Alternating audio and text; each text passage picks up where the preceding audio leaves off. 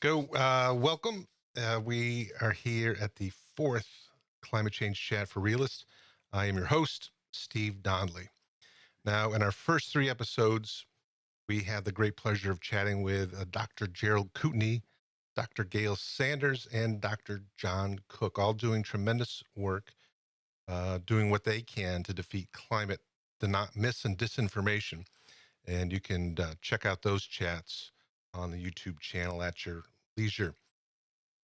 Today, that same theme continues with our next guest, an astrophysicist and climate blogger, Dr. Ken Rice. Dr. Rice is the author and founder of the And Then There's Physics blog, a personal website he uses to explore the debates and scientific facts about climate change. He is a professor of computational astrophysics at the Institute for Astronomy, an institute within the School of Physics and Astronomy at the University of Edinburgh in the UK. His research interests are in theoretical and computational astrophysics, and we'll talk a little bit about how that plays into his knowledge of climate change and climate change models. One focus is the evolution of accretion disks and how this relates to the formation of stars and planets. He's particularly interested in accretion disks that are massive enough for their own self-gravity to play a role in their evolution, whatever that means. We'll find out. He also has an interest in the formation and evolution of planets and planetary systems. In particular, he's interested in how planets can migrate very close to their parent stars and what happens to such planets when they do end up in these very close orbits. Right, all very cool stuff. And let's get switched over to you so we can see you, Dr. Rice. Bear with me. Yeah. There we go. All right, nice. Little under the gun this morning. I had to get my at least 5 hours of sleep in, so I slept in a little bit. So it's showing. All right, Dr. Rice, hey, thanks for doing this. We appreciate your time and talking about your blog and your efforts in astrophysics. All very cool stuff. Hey, look at that. We already got our first chatters too. Yo, are you there? We are. And do you think Biden is the worst president we've ever had in world history? So we've got the trolls out in full force this morning. All right, so where should we begin? So you're an astrophysicist. Now, I know you through your work with your climate blog, of course. I was doing the same kind of thing, running my little climate blog, and I would use your blog quite frequently and look at it and check it out. And somehow you ended up in the midst of the great climate debates that were going on for quite a while, and to a degree they still go on online and in blogs. So how did you, well, before we even get to that, let's talk about, how you got to be an astrophysicist. How did that all come about? Hi, Steve. Thanks for having me. So I'm South African. I did all my sort of studying in South Africa, physics degree, maths, did a PhD in, I guess, space plasma physics. So space I was kind of plasma physics. Now, what is that? So, surrounding the Earth, we've got the atmosphere, and then above the atmosphere is sort of more like a plasma, which is sort of ions and electrons rather than neutral gases. Gotcha. And so if you go out into space, it's more correctly described as a plasma rather than as just I guess it's still a gas, but you think in terms of charged particles around there rather than in terms of just molecules that are neutral. And it influences magnetic fields, it influences propagation of radio waves. So I was kind of working on the propagation of radio waves in the Earth's upper atmosphere, really. So you can get things like a lightning strike in the northern hemisphere, and some of the energy from the lightning strike will actually travel out into space along the Earth's magnetic field lines and then come back in the southern hemisphere. And so you can use those to try and probe in a sense, before satellites, you were using that to try and probe the properties of near-Earth space. Once you've got satellites, you can actually take actual measurements, but you could use your understanding of how radio waves propagate in these magnetoplasmas, I guess, magnetic sort of magnetic media with charged particles to try and understand, what those radio waves are telling you about near Earth space. So I was kind of interested in that sort of thing. So I spent a fair amount of time in the Antarctic because that's where you can I saw those photos. Yeah. You know. What about in your early years? Now you look to be around my age. Was Carl Sagan an inspiration? I mean, was there anything in particular that said, I really want to find out what's going on in space? I wish I had a great story about being inspired by Carl Sagan. I do remember Carl Sagan, but I think what happened was my father was very keen on engineering. He thought that was a great career option at the time. And I wasn't that keen. And so I said, well, if I go to university, I'll do a bunch of subjects that will allow me to do engineering if I decide to change. And that meant doing things like physics and maths and chemistry, and I did some computer science. And then on the day that I arrived at university, they said, well, you've got to choose a major. You've got to tell us what your major subject will be. I said, well, make it physics because you can change it, right? So it wasn't like I had some kind of grand plan. It was more sort of like, well, here's a bunch of things. And in South Africa, at least, and maybe true in the US as well, you can just choose a bunch of subjects at the beginning and you can navigate your way through a degree and end up graduating with a particular major. The UK is a bit more structured. You tend to come into degree programs in the UK where you do physics. That's what you do. Whereas when I started, I could have done maths, I could have done chemistry, I could have done physics, I could have done computer science, and I just happened to choose physics. So there wasn't some sort of grand aspiration to become an astrophysicist as such. It was more, this seems interesting. Gotcha. So how did you get steered into astrophysics then? Well, so when I was in sort of finishing my PhD in South Africa, and I was very much more, I guess, what you think of as an observer. I guess we went out and we made measurements, and I did a little bit of modeling. And then I got offered a sort of a research position in the US at the University of Delaware. And that shifted me much more into doing modeling. And that was modeling the solar wind. So how do, coronal mass ejections, how do particles get accelerated in the solar wind? How does the solar wind interact with the interstellar medium, the medium that surrounds the solar system? A little bit related to space weather as well, I guess. Can you have big events on the sun that collide with the Earth's magnetosphere and cause auroral storms and things like that? And so that shifted me into doing much more kind of modeling of, I guess, in that case, more the solar wind than say, near Earth space directly. And then from there, I got a research position in the UK in St. Andrews, which moved me from that into doing modeling of star and planet formation. And that's sort of where I ended up, I guess. And about what year was that? More of a classical astrophysicist rather than a solar physicist. Gotcha. And about what year was that?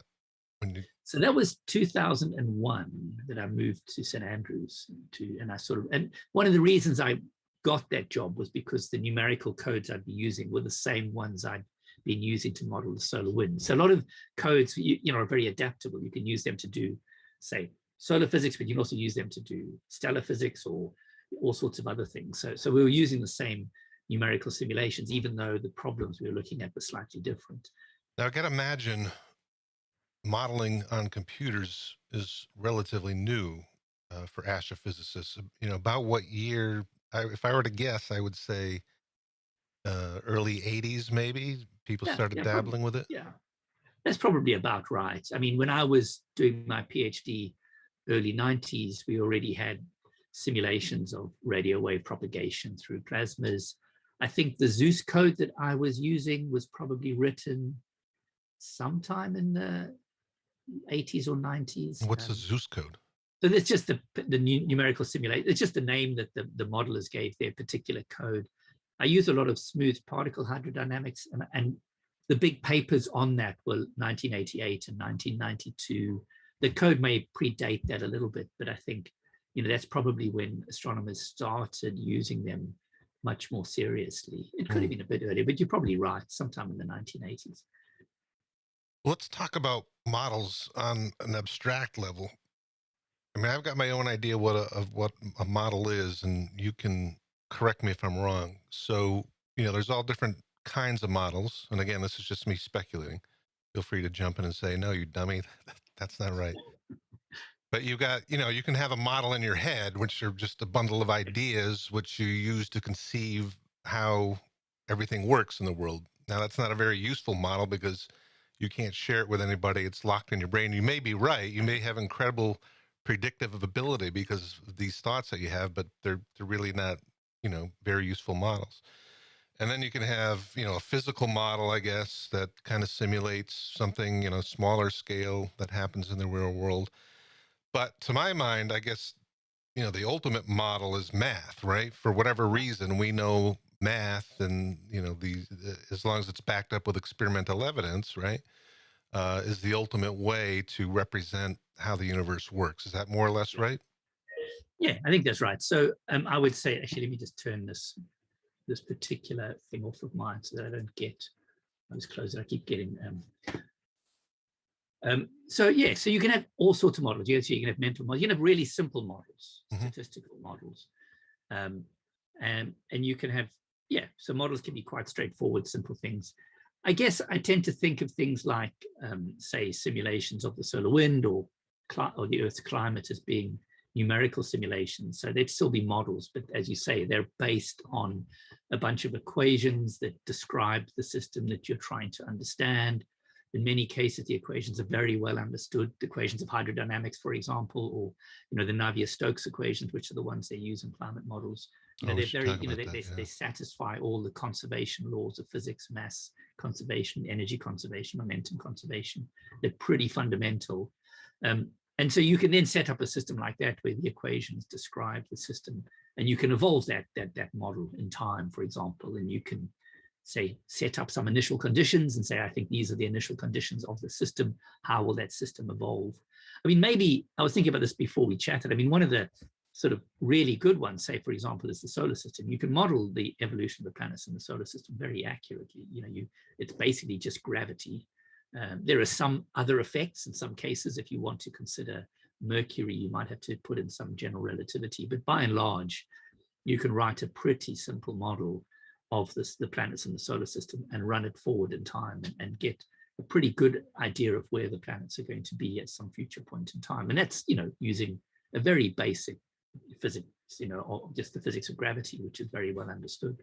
And we kind of know this. I mean, I think the New Horizons probe, which went past Pluto, I forget the numbers, but it was quite remarkable that they launched it from Earth and then they passed Pluto incredibly close to where they intended to, based on these kind of models of how the solar system evolves. So that's just taking a bunch of equations that describe the system that are based on basic physics, say gravity, evolve it in time, see how the system evolves, and so yes, that's the basics of a model. But you can also get much simpler models and much more complicated models.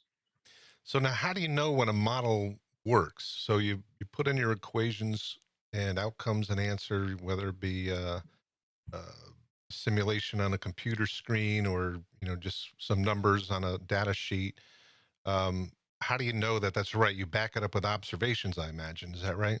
Yeah, pretty much. I mean, so sometimes you can do, when I first started doing astrophysical modeling, it was before we, in some cases, had telescopes that could make the kind of observations that were backing it up. So then you'd set up a system and say, well, this is what I think the relevant physics is. And I want to understand something about the system, like, I know that mass has to accrete onto a star. Can I work out what might be happening in the region around the star as it's forming that's allowing the mass to flow in? And so you can apply some physics and say, oh, yes, I can explain that. There is a process that would do that, right? But early on, there may not actually have been ways of testing that. But today, there are better telescopes, and we are able to now look and say, well, we had these ideas 10 years ago or 15 years ago. Are there observations that seem to be confirming that? So yes, at the end of the day, you're trying to find observations or something, some measurement that will allow you to test the model. In the case of, I guess, climate change, you're running a model with, say, some change in atmospheric concentration, and then you want to say, well, at some point in the future, if the atmospheric concentration changed by an amount similar to what I assumed it would in my model, do I see the same amount of warming of the surface? Do I see a similar amount of warming of the oceans, etc.? So you're always trying to compare, your models with observations. Well, it just struck me that probably one of the earliest computational models that we did was back in World War II with ballistics. You had the ENIAC and Yeah, whatever those exactly. computers were. They were basically computer models, right? Yeah, exactly. And so those are presumably, and I wouldn't know the exact, they're going to just be using gravity or something, right? So, Right. parabolic, motion of Friction. and things like that. And so, yes, so you're trying to predict something, and then you compare it with what actually happens and see if it does fairly well. I mean, as people say, all models are wrong, but some are Oh, right. useful. Yes, And I've heard so, that. but yes, at the end of the day, you want to be able to say, if I were to run a model that I think is representing some real system, can I get results from my model that also match or similar to the kind of things I actually observe? Gotcha. All right, so we'll come back to modeling as it applies to climate change in a little bit. So before we go there, though, let's talk about how you got embroiled in this climate change debate. I mean, you're kind of a minor star, and even though you're not a Really? climate scientist, everyone Yeah. knows who your blog is, and then there's physics. So when did that get started? I did read a little bit about it. I guess you started. It had a different name at the time, and you took Yeah, on Anthony that's right. Watts, right? So I was actually commenting on Anthony Watts's blog, and it was so unpleasant. And about what year And was this? this was like 2013, early 2013, and I found Oh, it wow. quite difficult. I found it, the responses were quite vitriolic, and so I literally went, I'll write my own blog in like 10 minutes. I didn't sort of speak to anyone else or have any other. Didn't go to people and say, well, if I did this, will you support me or should I do it? I just went, look, I can start a blog. It takes 10 minutes, and I called it "What's Up with That Blog," and I just wrote posts basically about what was being presented on Anthony Watts's blog, and I did call a lot of the posts, what did I call them? I'd often start with "what" as in WATT, which I don't think he was very pleased about. But I did that for about a year or so, and it took off much more than I was expecting. I was just writing it for myself. That was all. I wasn't really expecting an audience as such. And I guess after a year or so, I went, well, this is getting a bit silly, and it's a little bit more stressful than I was anticipating. It's not really all that pleasant. So I Yeah. changed the name to "And Then There's Physics."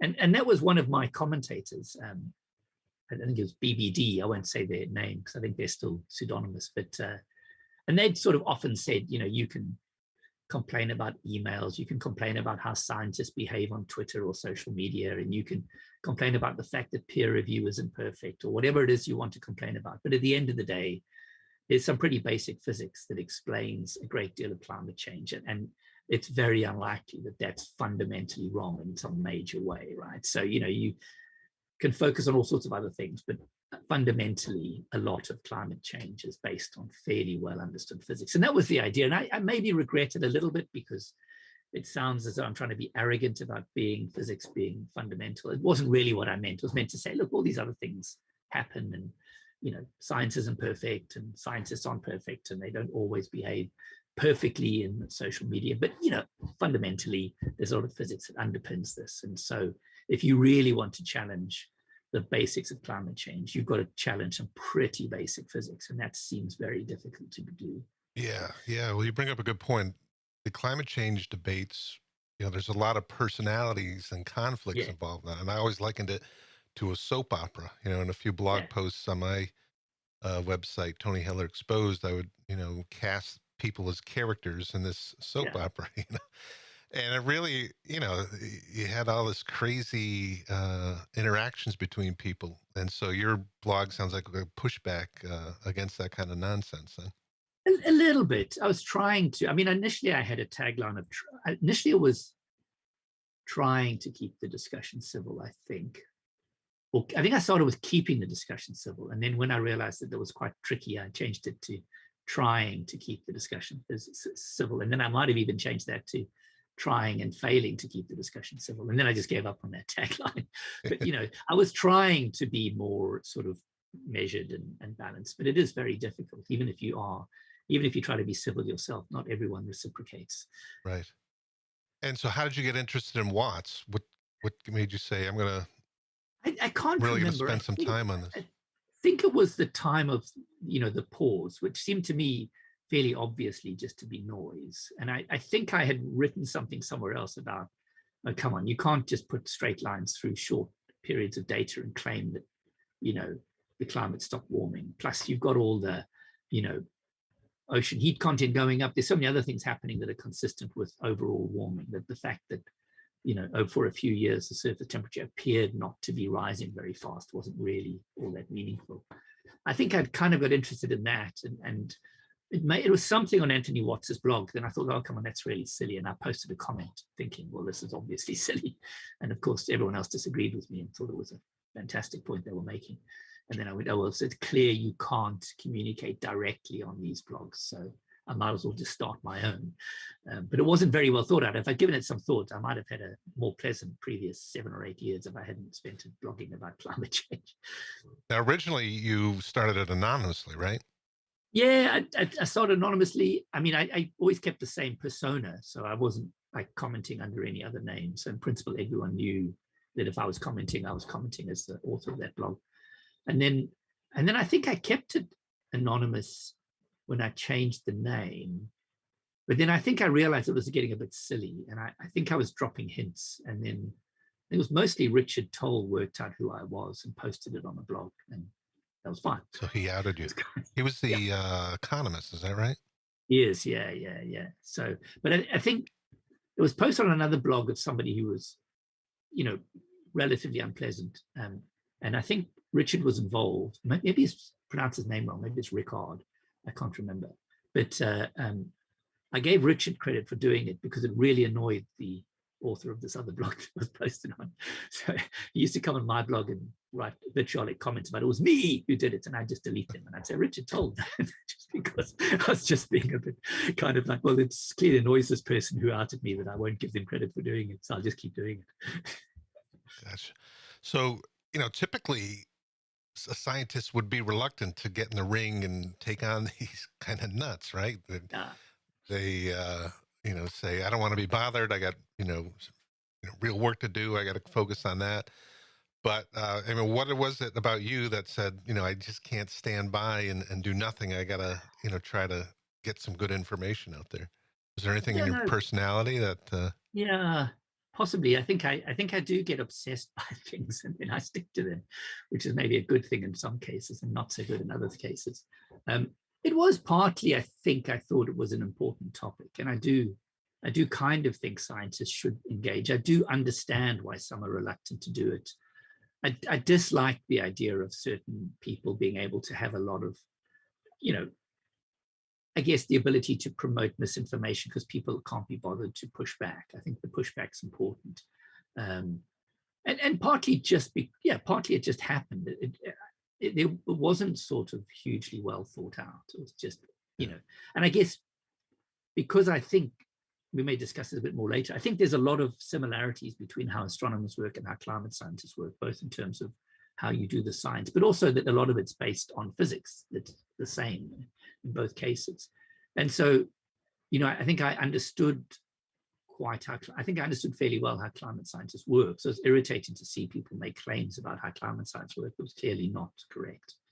And right. So I think I was trying to approach from the perspective of a scientist who has some relevant expertise, who can sort of push back a bit against some of the sort of more extreme climate denial, I guess, that was being promoted. But it was mostly just irritation, I think, that this was out there and people should be pushing back. And I can't claim that I had some great insights into how to do that. Right. Well, no one does. I mean, politics is so messy right now. We kind of saw everything that started happening in 2016, 2017, with just all these irrational people making statements that weren't backed up with any science, whether they were guided by their ideology or whatever. They would just say all these crazy, irrational things. Yeah. And that just seems to have gotten worse over the last few years. So we kind of saw all that happen right before our eyes. And I'm sure people who've been around longer saw it happening before that. It seems like maybe 2008, 2009 is, when social media started to take off. And I think you saw just irrational people dominating the debate who had no business, being in a debate. But now here they were, because they could have a Twitter account and a blog. They were now making waves and getting people angry enough to start their own blog. Yeah, indeed. All right. So let's see. So you started the blog, and then you also have a Twitter account as well. We should pull that up. Do that. Bear with me. Let's see. So when did the Twitter account come along? The same kind of time. I think I started in 2013, so I can probably look it up as well. Yeah. I thought it would tell me. Yeah, it was. I think I started it in the same month as I started the blog. Oh, okay. April 2013, yeah. So, and what? So blogging was really big in the early 2000s. Kind of hit its peak, maybe around 2009, 2010. Obviously, you made good use of the platform. Do you still see blogging as something that's useful much as it was, or? Yeah, it isn't, I don't think. And I've noticed it's not nearly as prominent. Something I always did, which I tried to do, was to write what I wanted to write. So to not be too strategic, right? So I'd get worked up about something, I'd think about it, and I'd write a blog post, and that would get it off my, get it out of my system. And so I just sort of stuck with that. So, I'm posting an awful lot less, but still what happens is I'll be thinking about something, I'll think it, I get sort of mulling it over. Well, I'll just write a blog post, and I just do it. It's not, I'm not trying to think about how do you get a bigger audience or, more people reading it. And so I still use it, but it's clearly not nearly as active as it was. And it doesn't get the same kind of prominence as I think it was, which is fine. Things move on. I suspect what you're doing is probably the next phase of sort of live chats and things like that is maybe the way things are moving. Yeah, possibly. I don't know. It's I'm just kind of experimenting. I'm going to see where it goes. Yeah. It's already led to some cool stuff. So I'll just keep doing it. I've met some good people doing this and new opportunities. So, that, as I've said before in other episodes, you just got to do your own little part. You can't expect to change the world. I'm not going to have, I'm not going to get $100 million from Spotify. Yeah, especially with my personality, it's nothing special. I'm not in the MMA. I don't take pep pills or anything. So, but if everybody does just a little bit, whether it just be a simple tweet or, a blog, whatever you like to do, just talk about climate change, because it does have an impact. Millions of people talking about climate change makes a big difference, so we all got to do that. Yeah. No, you also have guest bloggers on, and then there's physics, right? Yeah, that's been somewhat random in a way. Just it happens. Richard Betts wrote a couple of posts. Zeke Housefather's written one. Stephen Mosh has written one. Then Willard helps me to moderate, so he writes posts every now and again. Lawrence Hamilton wrote some about communication. I forget. There's a whole bunch of people, but they were just sort of spur of the moment things. Either I'd say to somebody, hey, do you want to write a post? Or they'd say to me, can I write something? So that wasn't, I have on occasion said to people, just written posts saying, if anybody wants to write something, let me know, but I haven't pushed it terribly hard. You want some editorial control as well, right? I have had some people say, can I write a guest post? And I go, no, not with what I suspect you're going to say. So, Now, back when I used to read it, a lot of it was more focused on some of the science of climate change. It seems like it moved more toward the politics of climate change and some of the ongoing debates. Yeah. But let's talk about some of the basic physics about climate change, just so I can be sure I'm right, number one, and just for anybody who may be curious. So, all right, so I'll start with my explanation of climate change, and then you just point out what I got wrong. All right, so you got the sun and the earth, obviously, and the sun gives off all different types of wavelengths of electromagnetic radiation. So it gives off infrared, ultraviolet, and these are all the different wavelengths. They hit the earth, and the Earth's surface absorbs the light. The matter of the earth interacts with the light, and then it essentially will give off its own light according to the black body radiation models. Exactly what those are, I don't know, but bodies at a certain temperature will give off certain wavelengths, and the earth will beam out infrared waves out into the atmosphere.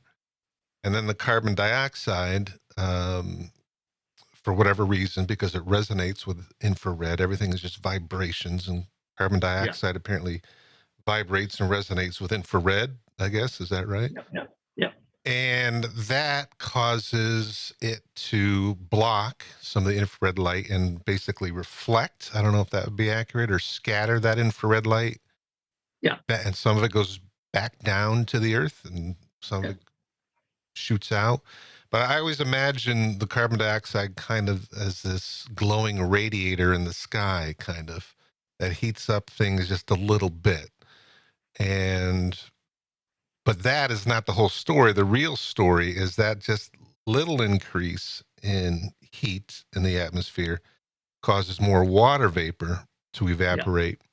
And that is about 10 times more reflective or absorbing of infrared. And that is the primary factor in the heating of the planet. Is that more or less right? Yeah, essentially. I mean, I guess a few things. The sun's very hot, so it's kind of 6,000 degrees Kelvin. So it emits most of the radiation somewhere near the visible.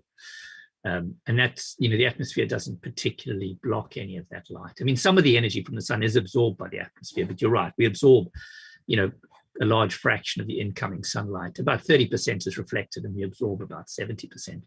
And then the surface tries to, in a sense, radiate energy back into space, but the Earth's much cooler than the sun, so it emits predominantly infrared, and the greenhouse gases in the atmosphere block that outgoing radiation. And then in order to return to energy balance, because, the system will tend towards a state where it's emitting as much energy back into space as it's getting from the sun. And in order to be in energy balance, the surface has to warm up relative to what it would be in the absence of an atmosphere, right? So if you take the incoming energy from the sun and you assume we reflect 30% and absorb 70%, then the effective radiating temperature of the planet's about 255 Kelvin, which is about minus 18 degrees Celsius. I can't do it in Fahrenheit.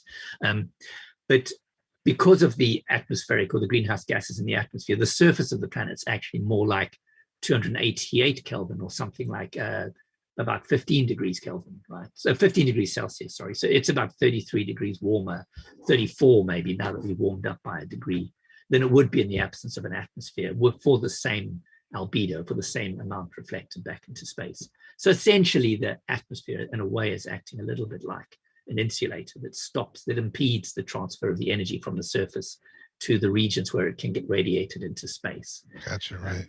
That is the basic picture, you're right. And then, as you say, a lot of thermodynamics involved in that. Yeah, the carbon dioxide, when you think of the bulk greenhouse effect, it's about 20% of the greenhouse effect, and water vapor is more like 60, 70%. And then you've got a bit from other species in the atmosphere. But you're right that the carbon, and the key thing is that carbon dioxide is the dominant non-precipitating greenhouse gas. So once it's in the atmosphere, it stays there for a long time. Water vapor can change on a timescale of days. If it warms up, you have slightly more. If it cools down, it precipitates out. So you can't sort of sustain a greenhouse effect with only water vapor, but you can with carbon dioxide because it's a long-lived greenhouse gas.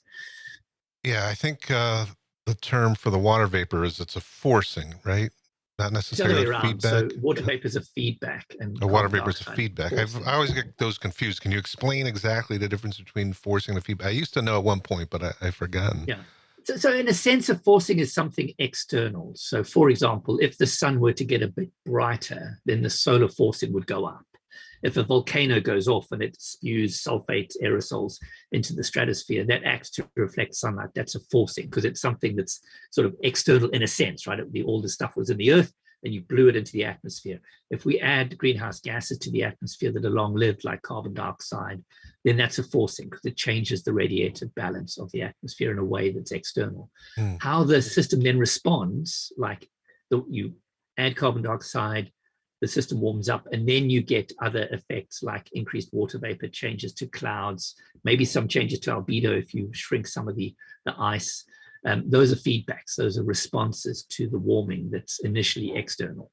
So it's the difference between something that, I hope I've said that clearly, right, that is essentially external, that happens independently of what's going on in the climate system, that forces the climate system to change in some way, say to warm up or cool down, And then the other effects like water vapor and clouds, Gotcha. those So are anything that's a result of the heating, essentially, exactly, or anything that yeah, tends to reduce that heating. Gotcha. Yeah, exactly. Yeah. Okay. All right. Very good. I learned something again.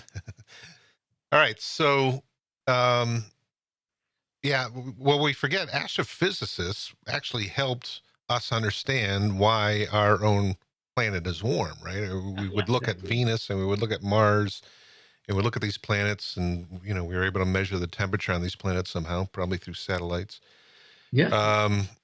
And so, they helped us in our understanding. So, let's talk about, the Earth compared to some of the other planets in the solar system. So you often hear about Venus, which is, 800 something degrees, right?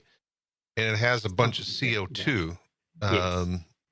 And that's one of the primary reasons that it has like a crazy greenhouse effect, essentially. Is that right? Yeah.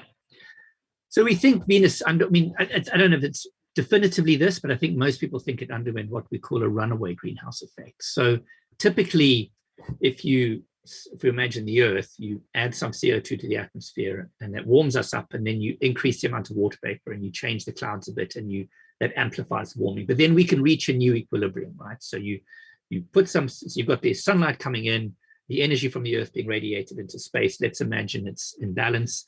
And then you add some more CO2 that blocks some of the outgoing radiation. So we're now out of energy balance. The water vapor goes up and everything. The system warms up and then it returns to energy balance. And for example, on the Earth, we think that if we were to double atmospheric CO2, then the surface would warm by about 3 degrees in order to return to energy balance. It could be a bit more, could be a bit less, but we think it's about 3 degrees. But there is this interesting effect that if your atmosphere becomes very, very water vapor dominated, right?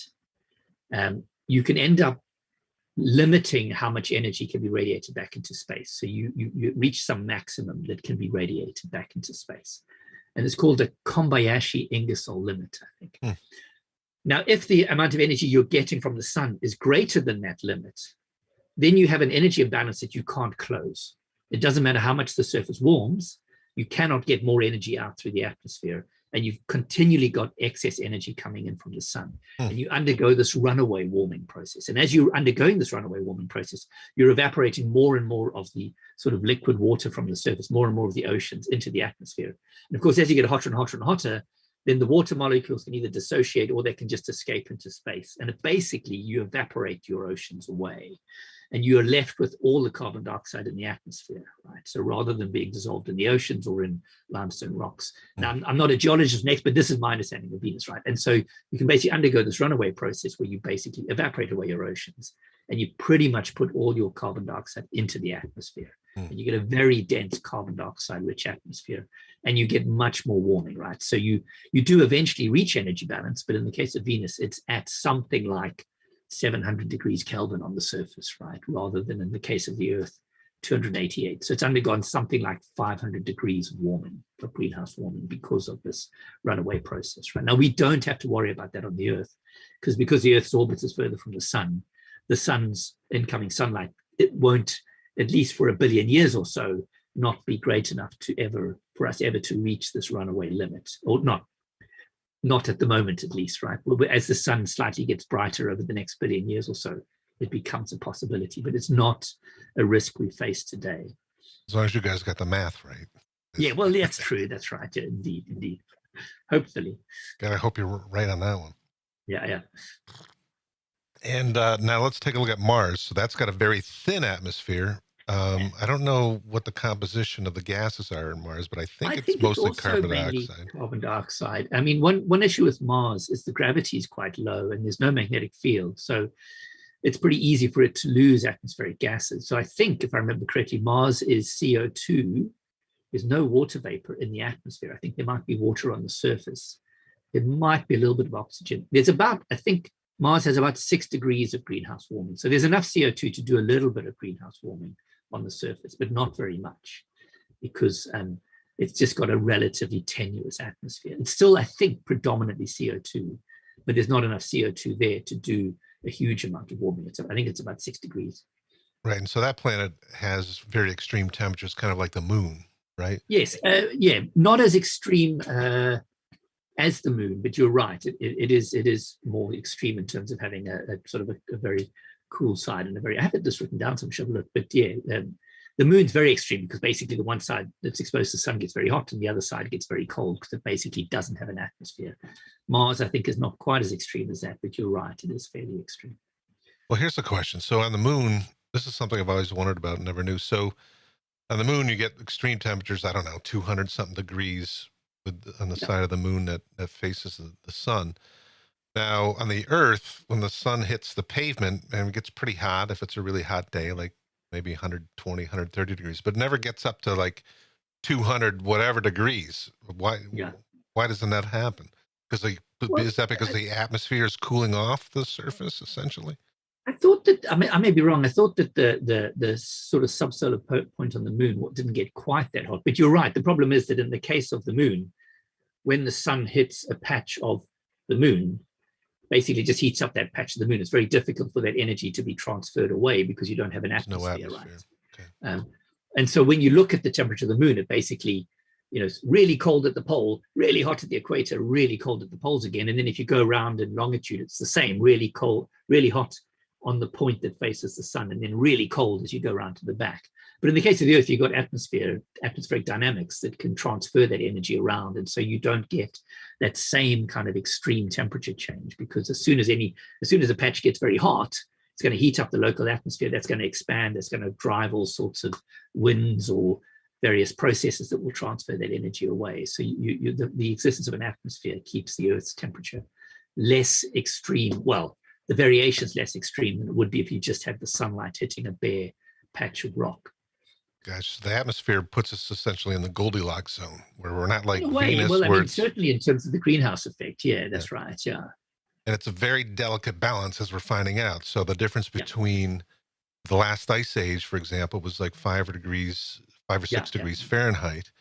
And we're already at about 2 degrees Fahrenheit in the other direction. So you can imagine if we go up to 3, 4, 5 degrees Fahrenheit, we're going to have a drastically different environment. I think that's right. And I think people don't appreciate that because they tend to think, well, 1 degree or 2 degree, 3 degree, what's the big deal? But you're right that if you go back into the previous glacial period, it was 4 to 5 degrees Celsius cooler than it is now. And you had massive ice sheets covering parts of North America and Europe. So, in a sense, warming of 4 or 5 degrees can substantially change your climate clearly. And so we're now going in the other direction. And I think, a 2, 3, 4 degree warmer global, an increase in global temperature, 3, 4 degrees is going to mean a very, very different climate to the one that we're used to. Right. Well, let's talk about some of the crazier myths that are out there. So, kind of in relation to what we were just talking about, how the atmospheres influence the temperatures on the planet, on the body. There's some really nutty stuff, for example, that it's not the greenhouse gases in the atmosphere that control temperature or have an influence over temperature. It's the ideal gas law, and the more molecules of air you have on a planet, the hotter it gets at the bottom because there's more pressure, and therefore there's more temperature. I forget what the exact formula is. P equals VRT or something like that. Yeah, rho KT or something. That's right. Yeah. So for whatever reason, this kind of crazy theory, which would essentially turn atmospheric astrophysics on its head, got some legs, and everyone started repeating, the physicists have it all wrong. It's not greenhouse gases. It's the ideal gas law that controls temperature. So how do you debunk something like that? Well, so, I mean, the ideal gas law holds, obviously, because, pressure is related to density and temperature, right? Yeah. In the case of a terrestrial planet like the Earth, you've got an atmosphere sitting on a rock. And so the pressure at the base of the atmosphere is basically just set by the amount of atmosphere in the column above that, right? The weight of that atmosphere. So you kind of know what the pressure at the base is. So they'd say, well, that tells you then what the temperature is, but it doesn't, right? Because you also need to know the density. So essentially, in our case, we've got the energy coming from the sun that's setting, in effect, the temperature of the base of that atmosphere. So the main reason why, where you can show that it's wrong, is that imagine it was the dominant process, right? So let's see if I can explain this properly, right? So you have a column of air, there's a pressure at the base, and as you say, the pressure gives you a temperature for a given density. But we know that that energy can be radiated away, right? So you cool that down, the column should then shrink, right? Because you're losing energy. And so over time, if you wanted to sustain that higher temperature, you'd have to be shrinking the Earth's atmosphere down, because you need to continually compress that gas at the bottom. And we know that's not happening, right? We know that the Earth's atmosphere is broadly stable, right? It's the same kind of height. And that's because you've got the energy balance from the energy coming from the sun and the energy being radiated away into space. And so you can't have this sort of ideal gas law being the dominant energy process, because the only way to continually maintain that higher temperature would be for the atmosphere to be continually compressing itself down. Now, in the case of Jupiter, that we think that is happening, right? So Jupiter is a big, mainly ball of gas and dust. There might be a small rocky core in the center, right? And over time, Jupiter is shrinking, we think. And so as Jupiter is shrinking, some of the energy it radiates back into space is coming from this conversion of sort of, this pressure, the work being done as the atmosphere of Jupiter shrinks, giving off thermal energy that radiates into space, right? But Jupiter is actually shrinking, we think, whereas the Earth's atmosphere is not actually shrinking. It's being maintained by the fact that you've got the temperature in the atmosphere being set by the balance between the incoming energy from the sun and the energy then being radiated back into space. So I think, I hope I've expressed that clearly, but basically, we know the ideal gas law holds, but the only way for a gas to heat something through purely pressure is for the pressure to go up. And we kind of know that the Earth's atmosphere isn't slowly shrinking onto the surface, because, if it was, we'd be noticing that by now. So clearly it's not the dominant heating mechanism, even though the ideal gas law does actually hold in the atmosphere. Gotcha. Well, I think, as I recall, one way I would debunk it in my own head, not being a math type, I would just imagine a planet out in the cold of space with no stars around. It would not just suddenly get hot because the atmosphere is here. I mean, that makes no sense. You need some energy coming in, for it to get hot. So, well, indeed, in the case of a planet out in space, the atmosphere would shrink onto the surface and then either condense or turn into solids, right? So you'd lose the atmosphere. Right, exactly. As the energy was radiated into space, the atmosphere would be slowly shrinking down. The molecules would keep getting closer and closer together. The pressure would stay the same because that's set by the weight, but the density would be going up, and eventually you'd either lose molecules or you would condense them into surface liquids and surface solids, right? But the reason that doesn't happen in the Earth, as you say, is because we've got the sun that's giving us enough energy to maintain, and the greenhouse effect, allowing the surface temperature to be sort of habitable. Now, speaking of the sun and speaking of crazy myths, there's another one out there. It's just mind-boggling, some of the stuff these guys come up with. There's a theory of the electric sun, that the scientists have got it all wrong. That the sun is not powered by nuclear fusion.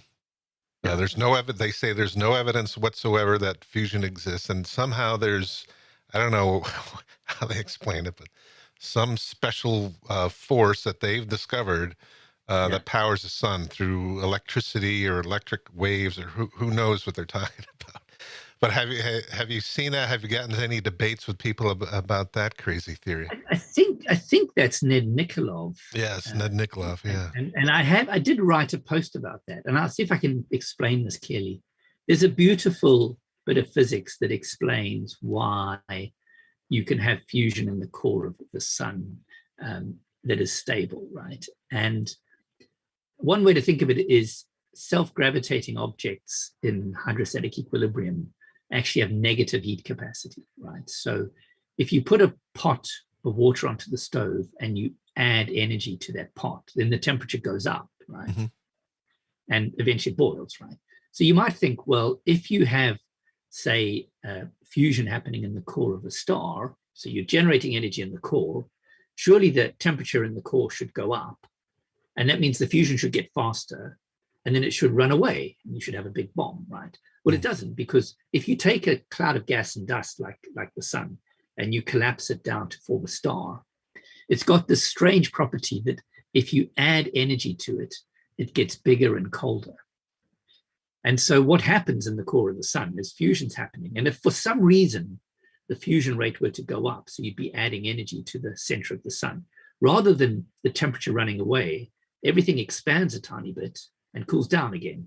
And if the core were to shrink a little bit, so that, say, the fusion rate goes down, the core would shrink and heat up and the fusion rate would go up. And so it's got this really sort of counterintuitive. It's like a self-regulating, it's self-regulating, exactly right. chain reaction, essentially. You can show that from sort of first principles. There's some really nice little bits of physics you can do to show that if you collapse a self-gravitating object down on itself, as it radiates energy into space, it'll be losing energy, but the temperature will go up, right? And that's how we have fusion turning on as well, right? So stars get fusion because if you start with a big cloud of gas and dust and you allow it to cool, lose energy, it gets smaller and hotter.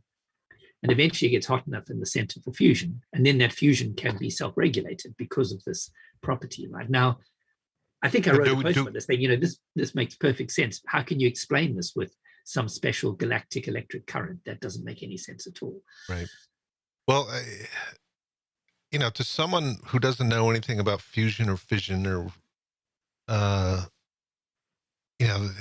they claim, there's no evidence that nuclear fusion exists. Well, I got to assume as a layperson, we have evidence that it's nuclear fusion. So what would that evidence be? Would it be neutrinos shooting out of the sun, or? Yeah, certainly that's one thing. The other thing is just basic stuff, right? We're pretty confident that the universe formed with mostly hydrogen and helium, right? So everything else in the universe happened via nuclear fusion processes, either in the cores of stars or as stars die. And you can see this if you look at very old stars. They have far lower levels of metals, what astronomers call metals, so not hydrogen and helium, right? So you definitely see a buildup of metallicity in the universe or in galaxies as things get from the older fusion or get more recent, right? So you just have a lot of evidence to see that that as stars are getting, stars formed more recently are more metal rich than stars had formed in the early universe, right? So there's that bit of evidence. There's another interesting one is one of the processes when you have advanced nuclear burning in stars is you add helium to nuclei, and helium has 2 protons and 2 neutrons, right? And if you look at the abundances of elements in the solar system, elements that have an even number of protons are more common than elements that have an odd number of protons, right? So there's a lot of bits and pieces that all tie together that are entirely consistent with our understanding of stellar nucleosynthesis. So it's very hard to explain the origin of the elements without imagining that it's predominantly through fusion reactions that have converted what was predominantly hydrogen and stuff in the early universe into everything else: carbon, nitrogen, oxygen, etc. Gotcha. So fusion is real, kids. Yeah, fusion is real. Yeah, that is the engine that drives the stars. See, now I've always had an advantage, learning about this stuff because I was in the Navy. And somehow they put me in charge of a nuclear reactor, but I had to go through some fairly intense courses on thermodynamics and physics and fission. And so I've got kind of a conceptual foundation for this stuff. Now, I'm not a scientist by any stretch, and, I don't know any of this stuff in detail, but that at least gives me some framework. And most people, who just go through high school or only take a basic physics course in college, it's going to be much more difficult for them to kind of wrap their heads around this stuff. And it's a lot more work. Indeed. And it really comes back to, who do you trust and who do you believe? And, the core of the problem, I think, is that the people who are very passionate, who think the scientists are corrupt and they're only liberals in it for the money, they're driven by this passion and they just pump out this bad information and they just keep doing it and doing it and doing it. And whereas the scientists, it's much more difficult to explain these concepts. They don't fit into a soundbite. It's very hard for guys like you to get the good information out. It's I think it is much easier to promote misinformation because you aren't constrained. And if you're a convincing speaker, then you can make what sound like convincing arguments, even if they're completely wrong. Right. When you're trying to be sort of correct and you're trying to be based on the evidence, you are constrained as to what you can say. And if it isn't convincing to people, then, and you do get some who say, well, how can we possibly be changing the climate of the planet? It's such amazing. You think, well, actually, it's pretty straightforward that we can do it. So there's people who just, I guess, can't quite imagine that we're doing certain things that we clearly are doing. So, sometimes it's easier to just say, oh, no, it's not us, it's natural for some reason. Right. Well, I was reading Gail Sinatra's book, Science Denial, and there was an interesting blurb in there, and it's something I have to explore more. The psychology of, our thought processes, they're not based on rational thought. Everything is based on emotion. And it's something I've kind of come to the conclusion over the years, looking into all this stuff. Emotions are kind of our guiding light, so to speak. The reactions that words have on us first have an emotional effect over us, whether it be curiosity or anger or whatever. And so you really have to kind of work hard to, I don't know if isolate the emotion is the right word, but try to get to the rational underpinnings of everything, and which is very difficult to do. But we are primarily emotional beings, and that's part of the problem. I think that's right. Yeah. All right, so did a little debunking there. Let's talk about some of the less concrete physics stuff now, and wade into some of the debates that are going on in the world of climate change. Now, back in 2010, there was the break-in in East Anglia. Am I pronouncing that right? Yeah, that's right. And that kind of gave a lot of fuel for the deniers. And there was one particular scientist, Judith Curry. She was a hurricane scientist, or she studied hurricanes primarily, and she came out with some good research on hurricanes. I don't know, must have been back in the early 2000s. And she seemed to have a pretty good working relationship with, other climate scientists. And then right along the break-in of East Anglia, she started to have an affinity for Anthony Watts, one of the guys that you set up your blog to go after. Well, that's probably not the right term, but try to debunk what they were saying. So you've also had interactions with Judith Curry. I mean, so can you talk about Judith in broad terms? I mean, obviously you don't want to get personal about her or anything like that. But what do you think happened with Judith? That was my kind of story of what happened. That's from my perspective. Really doesn't follow the climate debate super closely. So, but is what I just said accurate for you too? Right. I think Judith Curry started her blog maybe around the time of the ClimateGate thing, and she did take quite she did perceive ClimateGate as illustrating all sorts of problems, I think, with climate scientists or with climate science, which I think is just not correct, right?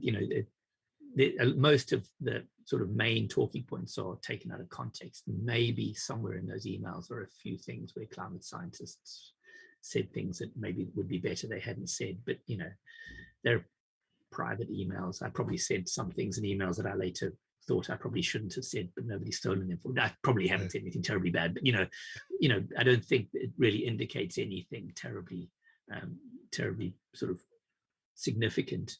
I don't know what happened. As you say, Judith's academic record's excellent, a very good scientist.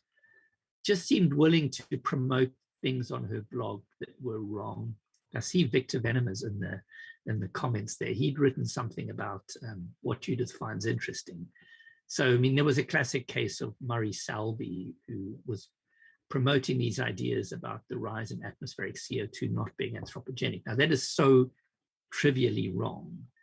And yet Judith Curry found it interesting. And a lot of us said, how can you find that interesting when it's obviously wrong? And she seemed unwilling to say, yes, it's wrong. It was almost like, my audience likes this, so therefore I'm going to post it, even though I'm not willing to say it's right. I'm not willing to say it's wrong either. She's often, and again, I don't want to misrepresent anyone, but often seems to have suggested that climate scientists aren't considering internal variability probably, and maybe it's ocean cycles that are driving the warming. And then you try to say, well, how does that work? Because we know the ocean's warming as well as the atmosphere, as well as the surface, as well as we're losing mass on the ice sheets. We know that sea ice is retreating. So, basically every part of the climate system is warming. So if you think it's being driven by some ocean cycle, how's that meant to work? And Judith never really presented anything about that other than maybe it is. I think there was a paper that she published with a student about Arctic sea ice retreat being cyclical, and they called it a stadium wave, which I think is very obviously wrong now. And so there's a bunch of, yes, it's a big Victor's written in the comments, interesting Judith Curry finds interesting is the title of the thing, yes. So it was meant to say, interesting what Judith Curry finds interesting. So just a lot of what was on her blog seemed to be stuff that was questionable at best and sometimes completely wrong.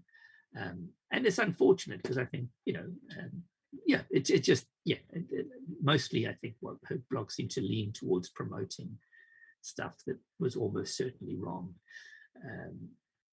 And that's probably the best I can say about that. And, we all speculate about why. Well, I'm trying to stay away from using loaded terms. I'm not very good at. I like loaded terms, so I'm trying to contain myself and be more thoughtful. But why there was a falling out between her and the rest of the climate science community. And I really hate to speculate. I want to speculate on it, but I don't want to be divisive, so I'm trying my best. I think her response to ClimateGate maybe wasn't well received, because I think ClimateGate didn't really say anything other than sometimes scientists say things in emails that maybe they wouldn't say in public, but we probably all do that, although maybe we've learned by now not to do that. But most of the ClimateGate emails were taken out of context, so they didn't really say anything. They were just scientists talking to each other using maybe lazy terminology, but didn't really mean anything other than if you understood the context, there was nothing to it.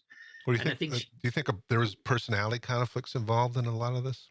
I don't know. I don't know if there was personality. I do know that some fairly senior climate scientists spent time on Judith Curry's blog in the comments trying to correct things and failing to do so. And I think that must get frustrating when you think, why is this sort of colleague of mine allowing things to be promoted on their blog that isn't right? I'm in the comments, I'm trying to sort of engage, and it's not having any effect. So there was a little bit of that.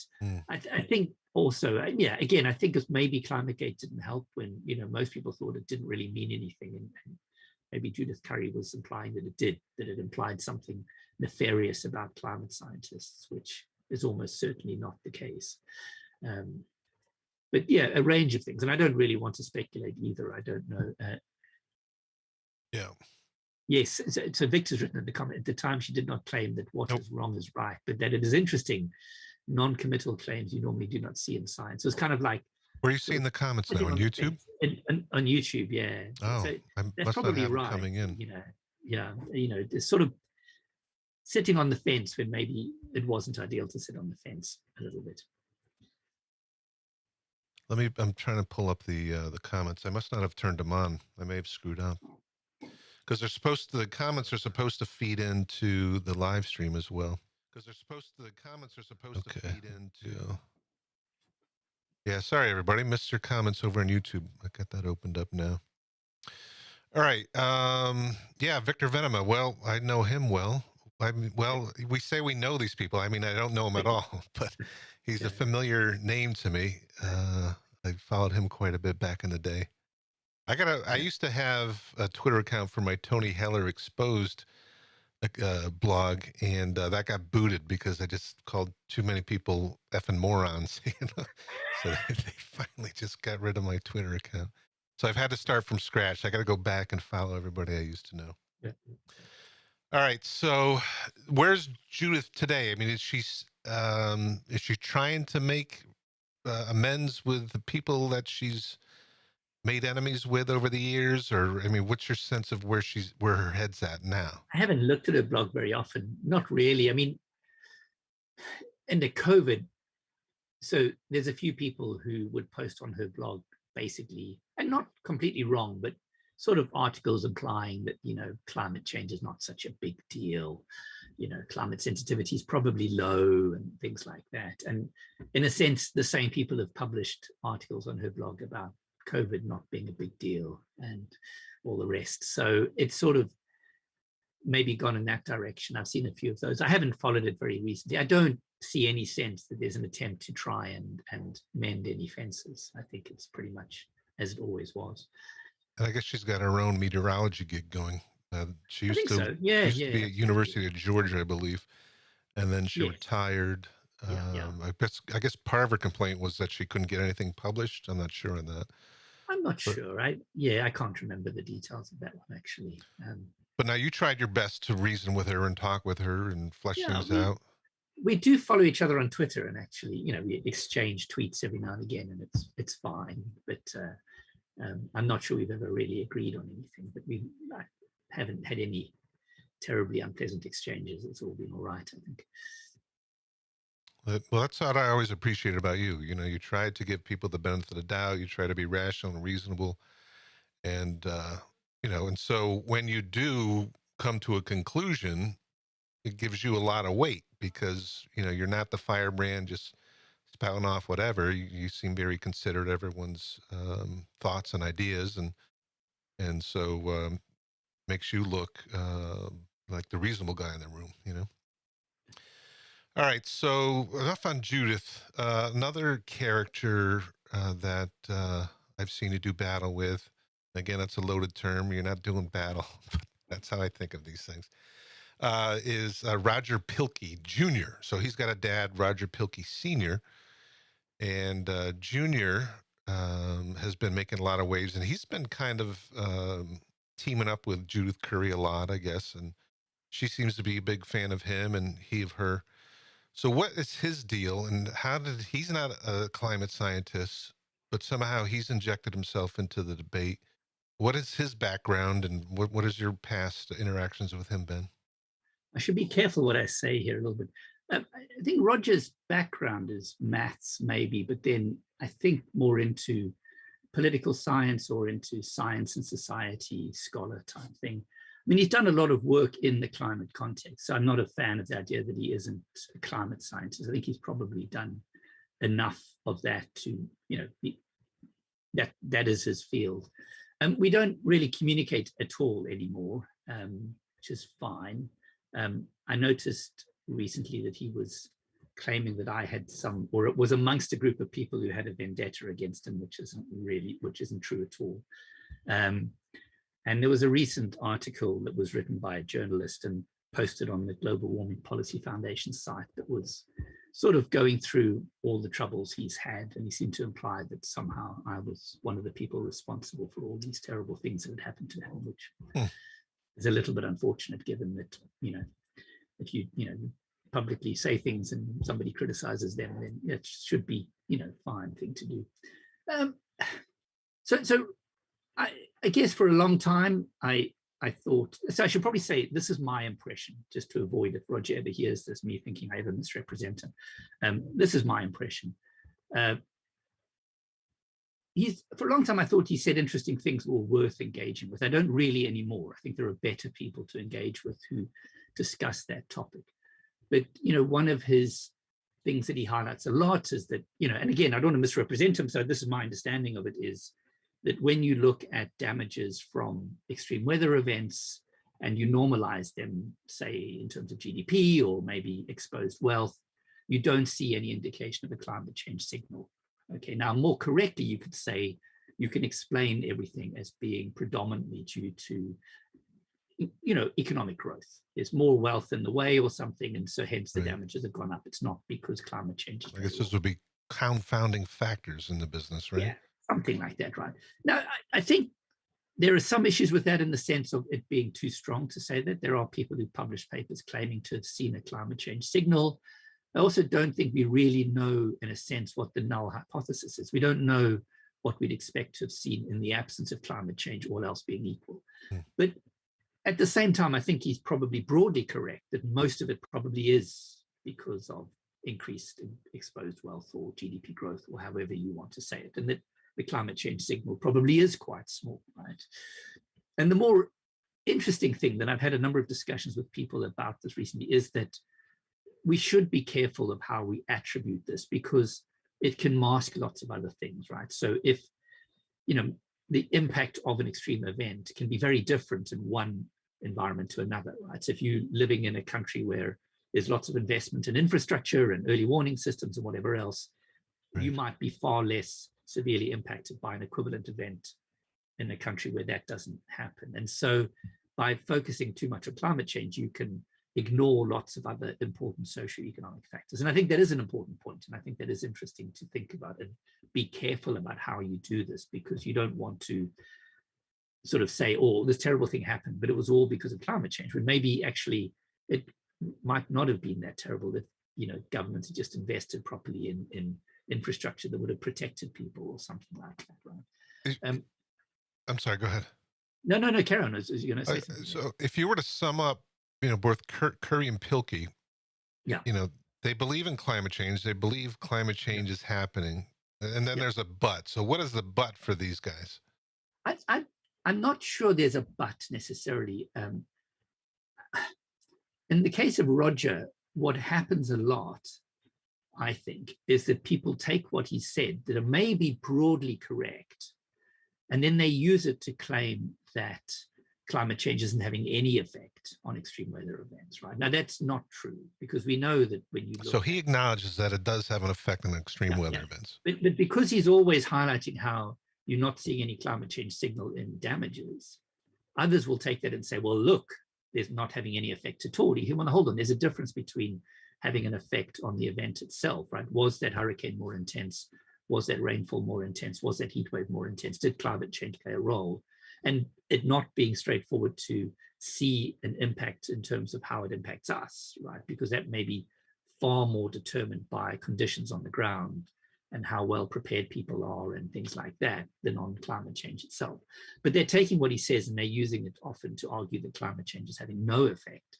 Now, does he come out with any disclaimers? So no, when someone repurposes his statements, does he point out, no, that's not what I meant?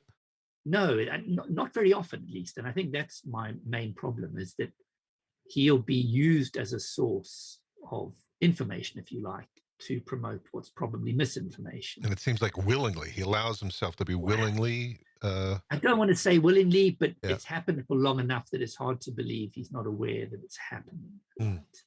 And that if he really didn't like the idea of being associated with these groups or these people, that he could have tried much harder to be much more careful in what he said, right? But it is sort of plausible deniability in a way, right? Because he does put disclaimers in about accepting climate change. But it is unfortunate that he is often the source of information used by people who are arguing against climate change either happening or being anthropogenic or being important or being something to be worried about. And it is hard to believe that he doesn't know that's happening, given that it's happened for a very long time. Well, that brings me back to Judith Curry a little bit. At one point on her blog, she had mentioned Tony Heller, my nemesis. Are you serious? And I forget the exact phrase of the post, but it was essentially, what if this guy is right, about the government fudging the data? And it was pretty astounding that she would put this on her blog. And so I kind of went after her at some point. I said, why don't you point out that Tony Heller science is full of garbage? I mean, you could, just let people know that this guy is wrong on so many things. Why don't you actively do that? If you're really interested in good science, then you got to point out what the bad guys are saying, or not the bad guys, but the clearly wrong-headed people are saying. So yeah, they don't seem to want to honestly discuss all sides of the climate debate. They only focus on their particular agenda. Right. And I think Roger's being targeted by some to say, why is it that you will be very critical of climate scientists, but you won't be very critical of others? And he will, again, I don't want to misrepresent him, but I think he'll argue something like, yeah, but you're the ones with the power. Hmm. So Huh. I'm holding you to a higher standard or something. But you think, but Interesting. perception-wise, it looks like you're excusing one side of people who are clearly wrong and being highly critical of another side for small technicalities that aren't all that important, maybe. Right? Gotcha. So, Well, his argument strikes me as similar to, what goes on with the culture wars and discussions about yeah, racism, where it's the white people who have the power, so we need to go after them and that kind of thing. So it's interesting. There's a lot of culture war stuff mixed in with this, and yeah, really, I think as I mentioned to you the other day, all these issues are kind of a proxy war for yeah, what's going on politically. We're yes, essentially involved in a political fight here. How that all occurs and why, I have no idea. But I mean, it's just obvious that, climate change really isn't about the science. It's about power and a struggle um, over whatever's going on in this person's head. I It's think that's right. But I guess, in a sense, that's true. And something that, and I may express this poorly, but something that you sometimes see amongst some scholars is almost that argument that climate change, it's not about climate science, it's all about politics, it's all about socioeconomic factors and stuff like that. And of course, that's having a big impact on, where am I going with this, on how it's perceived. But at the same time, it is a serious issue that is fundamentally, right. in a way, about us doing something that we understand very well because of our scientific understanding. And sometimes when people say it's all about politics, it's almost like you want to say to them, yeah, but it shouldn't be all about politics, right?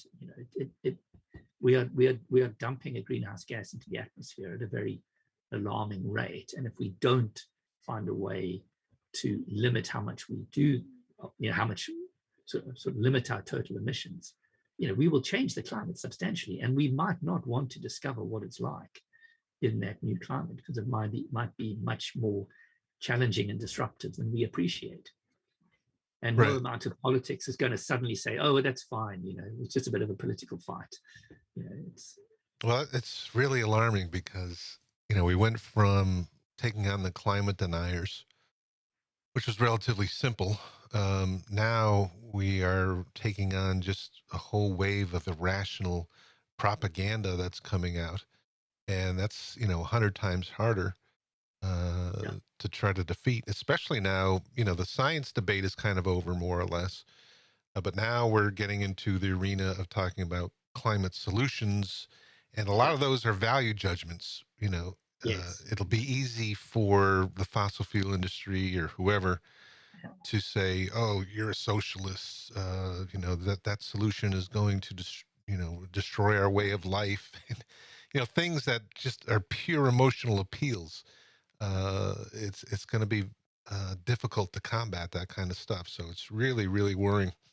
And hopefully somehow we pull through well, this you, mess. you, you mentioned that my blog has less sort of science. One reason I'm writing less is because it's harder to write about other Yeah. topics. But yeah, it's certainly the case that the debate seems to have shifted more about solutions, which at a fundamental level is good, right? Because that is, probably what we should be discussing. But what seems to be happening is we're still fighting about it. It's not like everyone said, okay, fine, we all Right. agree this is a big problem. Let's get together and find a solution. It's just basically different groups of people fighting now, and you feel like Right. it feels the same as if, okay, we were arguing about science a decade ago, and now we're arguing about solutions, but we haven't actually got to a stage where we've all said, let's actually work together and fix it. So maybe we never will. Maybe that's me being naive and idealistic in it. That's just never how it works. But it is good that it seems to have shifted. But my cynical self feels as though Right. it hasn't really changed that much. So we're still, well, that's not quite true. I think we have achieved things. I think, we're heading in a slightly different trajectory, which is good. Right. We've shifted away from coal. There's clearly movement towards more renewables and etc. So we are going in the right direction, but it just feels as though we're still as you say, in the same kind of political battles between people who think we should do it this way and people who think we should do it that way. And Right. if Well, we do it that way, it's going to destroy the world. And, you know. right. So, I mean, to use an American analogy, it would be like, Japan bombing Pearl Harbor and everyone bickering about, what we should do. Well, we got to go to war. We're being attacked. Yeah, We've got to pull together. And they yeah, pulled out the stops. Everybody yeah, knew the stops had to be pulled out. They turned car factories into tank factories, and they started cranking out yeah, ships, and everyone was behind it, and everyone, conserved on the amount of yeah, metal yeah. they consumed and so forth. And we got to have that exact same kind of vim and vigor, but we're definitely a long way from getting to Yeah. that, and that's what's That's worrying, right. Yes, no, indeed. I think that's right. It's almost as if, there's sort of low-hanging fruit we've done all right with, using less coal maybe, but actually getting our act together. I mean, us may express this poorly, but I think even people in the debate don't appreciate that it's a cumulative problem, right? What basically is going to determine how bad it gets is how much CO2 we emit. And yes, maybe there's technologies that can reverse some of that, but nobody's convinced they will work. right? And, the changes are probably irreversible. So the longer we delay making really substantive changes, the more will be emitted and the bigger the changes will be. And you can't easily reverse that. And so I just get the feeling that people don't really recognize that issue, that if we want to limit how much we emit, we can't wait until we get if we want to keep total emissions below 1,000 billion tons of carbon, which is roughly what we need to do to keep warming below 2 degrees C. We can't start thinking about emission reductions when we get to 950. Right. We've got to think about them now when we're at like 650, because there's not a lot of space left. And I think that isn't always appreciated. And I see somebody in the comments saying globally still on record high coal plateau. It's true. We haven't brought coal use down, but I think we've used less coal than we might have done. So, but Right. it's true that we still, there's still a real risk that we will keep increasing emissions. There's lots of people who are confident that we've plateaued. Maybe we have. I hope we have, and we'll start bringing emissions down, but we might not have, because it is a very challenging problem. And as you say, we're not yet in a state where people are sort of pulling together and saying, yep, let's get out there and fix this. We're still fighting over, details about nuclear versus renewables versus all sorts of other things. Right. Yeah. No, and it's very scary politically here in the United States too. We've got the election coming up in 2022. Democrats, the pundits are saying Democrats will not hold on to the House.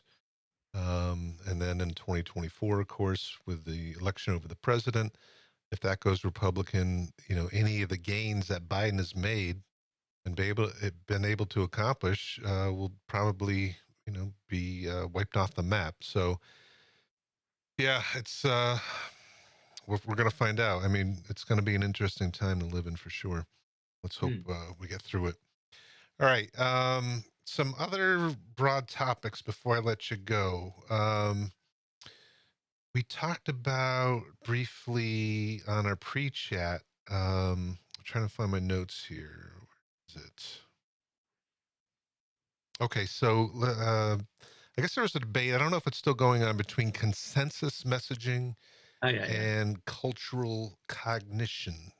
So can you talk about what that debate was or is? And yeah, so I mean, I guess John Cook, who you had on last week, is one of those scholars. I mean, I published. So he's into consensus messaging, right? Now, So what is that exactly? So the basic idea is, it's pretty clear that there's a strong consensus that humans are causing global warming, right? And various scholars have assessed this and shown that the consensus is high, and they've come up with a number sometimes of like 97%, but it doesn't really matter that much. It's probably virtually every scientist who works on climate change, agrees that humans are causing global warming. And so the idea behind consensus messaging is to say, well, look, if you highlight this point, then maybe you will, that's right, let me start again. There's a consensus gap, right? So if you ask people what fraction of climate scientists agree that humans are causing global warming, they will say much smaller than 97%. They think it's like 65% or something, right? And so part of consensus messaging is to point out that that's wrong, that it's actually very high. it's like 90 odd So percent, or basically maybe to correct the perception that not all exactly right. scientists agree. Yeah. And so the idea with consensus messaging is, well, if you can get people to accept that, then maybe they will then accept that climate change is really happening. And then if they accept that, maybe they'll then accept that we should be doing something about it, right? So it's called a gateway belief, I think, is one of the ideas, right? So you can close the consensus gap. People realize that many more climate scientists agree that humans are causing global warming than people had thought. They might then accept that climate change is real, that it's human caused, and then they may accept that we should do something, right? Now, there are some scholars who think that's very polarizing. You shouldn't be out there telling people that they're wrong or something. But, I tend to err on the side of if something's true, then we should be willing to say it, right? So cultural cognition, and I think from the side of consensus messaging, is like, well, this is another perfectly fine thing to think about, which is the idea that people are predisposed to accept or reject things on the basis of what people they identify with accept and reject, right? So if your community, if the people you identify with typically don't accept that climate change is happening or is human caused, then you will tend to do the same. Your culture will influence how you perceive things, because in group and out as you group. said, we tend to be emotional beings, and so the idea behind cultural cognition is what you can try to do is then say, well, if people they trust are out there, giving the correct information, then maybe you can shift that perception in that community, right? So you can't have people that they don't identify with doing the communicating, because then they're probably not going to change their views, because everyone they do identify with has a different view. So you're trying to recognize that if you can get people who certain groups identify with to do the communicating, you might influence their view. And so in some sense, they're just two different things. But there was a stage when there seemed to be this real conflict between them. And I was thinking, well, that doesn't really make sense, because you don't have to do consensus messaging, and you don't have to be culturally aware when you communicate, but they can each be playing a role.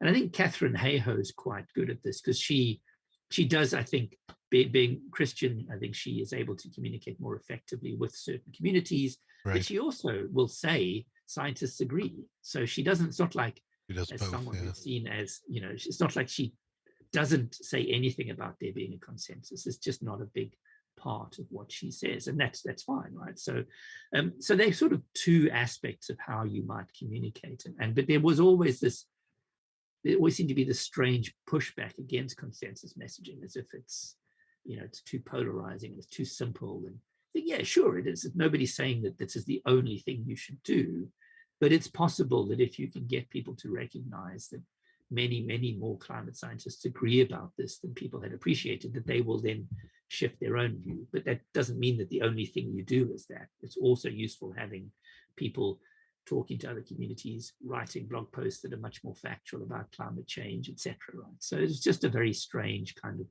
conflict about communication. And I must admit that one of the views I have had in the sort of climate debate is how often you encounter people who have very strong views about how communication should work, and you just think it's not that simple. And maybe that works in an environment you're in, but it may not work in another environment. And so I've tried much more to be much more open about different people having different ways of communicating, because I'm not convinced there is one well-defined best practice in this context. I think it's very complicated. Well, especially in today's environment. I mean, no one has seen social media before. This is a brand new thing. No one knows all the dynamics that are going on. And there's certainly no magic bullets, one kind of message that you can send out that's, going to change everybody's mind. We're in a totally different, unique environment for communicating, and it's going to it already has revolutionized, how society is structured, and it's only going to get, it's only going to change things a lot more in the coming years. There's no question about it. But yeah, it's a mess. I mean, the communication landscape is a mess. And we're getting bombarded with information, and it's really difficult to sort through it. If I can be slightly controversial, I mean, my own impression, and this is generalizing a bit, maybe this is a bit unfair, but some of the scholars who you think their remit is to help us understand how better to communicate in these complex environments have not helped, I think. And I think there is this problem sometimes where how do you put this carefully? Sometimes things are just wrong, right? And scientists should stand up and say that, right? And sometimes I think communication people are thinking too much about, oh, what's effective communication? I'm thinking, no, my first point is what's right. And then I worry about that, right? I see Victor's just put a comment on, isn't scientists agree one of the core messages of Catherine Hayhoe's, she just doesn't, yes, I agree. That is exactly right. So she even though I think Catherine Hayhoe is seen as being a good example of somebody who's culturally aware, or, when she communicates, she also does have the scientists agree as one of her messages. So she's not exclusively using, say, one thing. And I think that's right. I don't think there is one perfect way to communicate. And people work it out as well. People work out what works for me, what works for my audience. Well, I caught her on Jimmy Kimmel a couple months ago. I don't know if you saw that. She was fantastic. I mean, exactly. Great appearance. I thought that was awesome. It was probably, the best appearance I've seen by a climate scientist on any TV at all. Now, not to knock Michael Mann, but he's got a, different kind of appeal. He's going to appeal to different people. Whereas Catherine is really going to hit a lot of, mainstream Americans and strike them, come across as really well to them, Yeah, I think that's right, exactly. And so, as you say, different people can play different roles in this environment. Yep, absolutely. All right, another topic, another kind of debate. Where'd it go? Oh, yeah. So we already kind of touched upon this, the extreme weather debate, whether or not climate change is causing extreme weather. Now, tell me if I'm wrong. I mean, I think to me, it's pretty simple. If you've got more energy in a system, you're going to have more turbulence. You're going to have bigger differentials in temperature, and that's going to create more winds. Now, I guess, Judith Curry would talk about how, I don't know all the details, but in the upper atmosphere, the extra turbulence might somehow curtail the formation of hurricanes, but, whatever.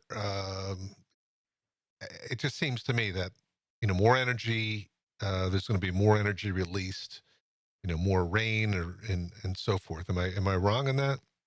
No, so I think so. Certainly, obviously, heat waves, it's fairly obvious. You heat everything up, then you have a bigger chance of an extreme heat wave occurring. Things like intense precipitation events, yes, that also is pretty basic physics. Water, there's more evaporation and the atmosphere holds more water vapors, so you have more extreme precipitation events. Tropical cyclones are tricky. I'm not an expert on this. There are some indications that maybe, and this would be what Judith's probably referring to, you can change various temperature gradients and things, and you can change the shear or something. And so that's right. Yeah, maybe there's a reduction in the number of tropical cyclones. But it's fairly clear, I think, that if you increase sea surface temperatures, then you make the maximum wind speed go up, right? So you increase the potential for that wind speed, or rather, you make it likely that the strongest ones will get stronger, right? And so, as I understand it, even though we might, and I think it still might, because I think there's some who argue that we will see an increase in the number of tropical cyclones, you will still see an increase in the frequency and intensity of the strongest ones, right? So we might see fewer overall, but we'll probably see an increase in the frequency, the number and the intensity of the very strongest ones. So yeah, at a fundamental level, it's very unlikely that you can warm the climate up and not have these kind of effects on the extreme weather events, right? It is complicated though, and so there are some cases where maybe we'll see fewer of something, but as you say, when there's more energy, the most intense ones will probably be slightly more intense. It's not all that surprising. And the real so is the debate then basically being able to measure what that impact is? Is that what the debate is over? Yeah, and also just partly partly it's also that they are rare. So I'm sorry, that they're what? They're quite rare, and so we don't have a lot of data, right? Just if we had, we're trying to understand extreme events and how they're impacted, and there aren't a lot of them, and so it may just be that we don't yet have enough data to convincingly demonstrate. As you say, we might have the models, we may not yet have the data to make a convincing case for that. And then you've got this other thing where people focus on, say, the damage that they do, and that's much harder to extract a signal, because that is probably quite strongly influenced by conditions in the regions where they hit, right? Because, different regions can have a different impact depending on the infrastructure there or how much wealth is exposed and things like that. So, and then people will take that and say, well, that means climate change isn't impacting extreme weather events. Well, that's not really the right data to be using. So I think that amongst, and scientists tend to be quite careful, right? They don't want to make claims that don't, if they don't have the data to make a strong claim, they won't make a strong claim. But I think most would be extremely surprised if we could warm the planet up by a few degrees and not see an increase in the frequency and intensity of most extreme weather events, because that's what happens. But it will be complicated, and you can have other things happening, like you can have things shifting. So even if something doesn't get more intense, if you suddenly see these weather events happening in regions that have never seen them before, then that can be bad for that region, even if it's the kind of event that maybe you could cope with had you always had that type of event happening. So there's more than just the intensity. It's do we shift them? Do we start seeing things happening that maybe were happened in one region but now starts happening somewhere else? So it's a much more complex thing than simply the intensity of the event. But I think, broadly speaking, I would say you're probably right that as we warm the climate, we'd expect in most cases the intensity and frequency of these extreme events to go up. Yeah, well, we have seen a shift in the region where the most tornadoes happen. So we have Tornado Alley here in the United States, as you know, and apparently it's shifted more toward the east now. And right. And I was also just reading, which is something I've always wondered about, that they expect climate change to have a very big impact on agriculture sooner than we expected. I guess there's a study that just came out, and that could greatly impact where we can grow crops and so forth. So that's extremely worrying as well, beyond just the weather problem, Yeah. Let me see if I can explain this one properly, but I think, and probably Victor is still listening, knows it better than I do, but when you warm the climate, you increase evaporation by something like 2% per degree of warming, right? So and if you're in equilibrium, then you'd expect precipitation to go up by 2%, right? It doesn't sound like a huge amount. But you actually increase the amount of water vapor in the atmosphere by something like 7% per degree. So what I think is expected to happen is you will have evaporation going up by, say, 2%. So precipitation overall goes up by 2%.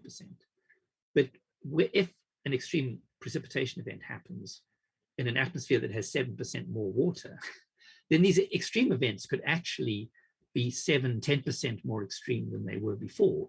But overall, you can only have an increase of 2%, which means you're shifting your precipitation into many more extreme events, right?